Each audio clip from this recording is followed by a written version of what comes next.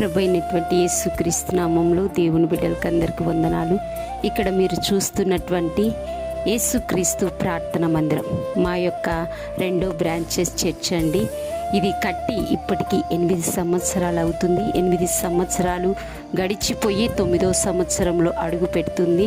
దాని కొరకు ప్రార్థించండి. ఈ 8 సంవత్సరాలలో కట్టినది మొదలుకొని ఇంతవరకు ఎన్ని అవమానాలు వచ్చాయో, ఎన్ని ఆటంకాలు వచ్చాయో, ఎన్ని ఇబ్బందులు వచ్చాయో, చివరికి ఈ యొక్క మందిరాన్ని గుర్తు తెలియనటువంటి వ్యక్తులు కూడా గోడలు బండలు మందిరాన్ని అంతటిని కూడా పగలగొట్టారు.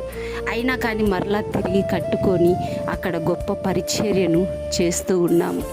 దేవుడు అయినా అన్ని విషయాలలో ఏ కొరత లేకపోయినా, అక్కడ అన్ని కొరతలే, కానీ కరెంటు లేదు, సరైనటువంటి మందిరము సరిగా లేదు. అయినా కానీ ఇబ్బంది, వాటర్ ఇబ్బందే, ఎండ వేడి, విపరీతమైనటువంటి వేడి అక్కడ.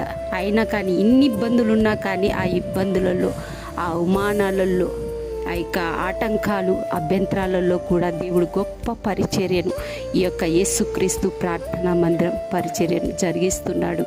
అది కేవలం విశ్వాసులు మీరు చేస్తున్నటువంటి ప్రార్థనే. మా బ్రాంచ్ చర్చి 9వ యొక్క వార్షికోత్సవ దినమును ప్రార్థించండి. ఇది టెంపరవరీగా ఇలా ఉంది, కానీ ఇక్కడ గొప్ప మందిరం కట్టబడాలి. మీరందరూ ప్రార్థన సహకారాన్ని అందిస్తారని ప్రార్థిస్తున్నాను.